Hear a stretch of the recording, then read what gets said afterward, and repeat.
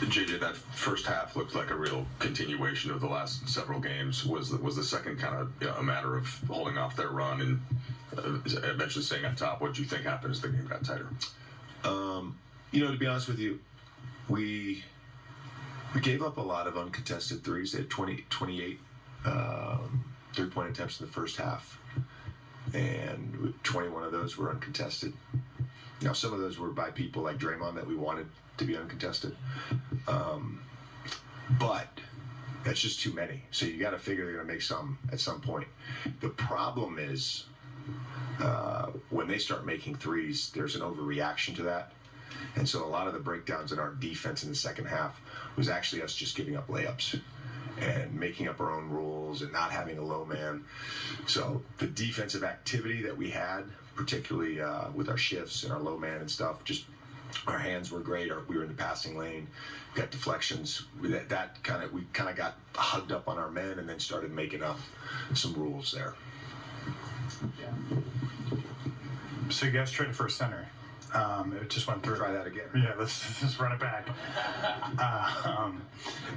What do you know Mark Williams? I guess can you start with kind of what your familiarity is from his time in Virginia and Duke, and what do you think he can bring to your team here?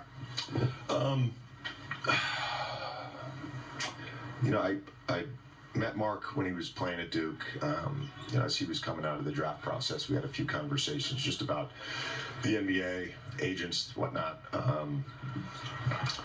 I've gotten really good feedback through the years on his character and his intelligence level, and I watched him develop, and just a big fan of his, and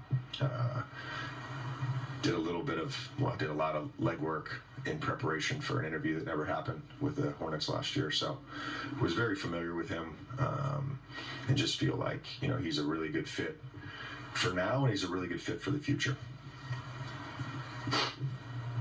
When are you expecting to have Mark playing a game for you? And he's played in about a third of his possible games he could have played in because of injuries in his pro career. Like, how much of that was a consideration when you and Rob discussed bringing him on? Ask the second part again. Sorry. He's basically missed 1 or 2 out of every 3 games he could have played as a pro because of injury. Oh yeah. Well, as far as when he'll play, that hasn't been determined yet.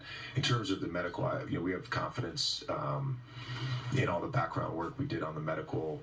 Spoke with Dr. Watkins, who treated his back injury, and Leroy and his staff, Dr. Sims and his staff, I should say. I'll be respectful. Dr. Sims and his staff, did their legwork, and we're confident that we can take care of him and help manage his body, and he'll be on the court for us. JJ, before the game, Rob told us that when Luka got here, they had conversations about just kind of the roster, and he referenced some of the success he had in Dallas with certain center archetypes, and then Rob looked and scoured the market and ultimately settled on Mark.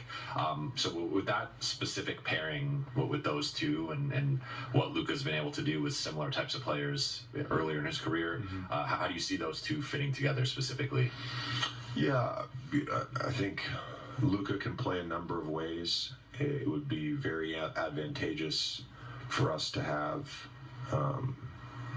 multiple centers that can provide a vertical threat, and we feel that Mark is a young starting center in this NBA, and he provides that vertical threat.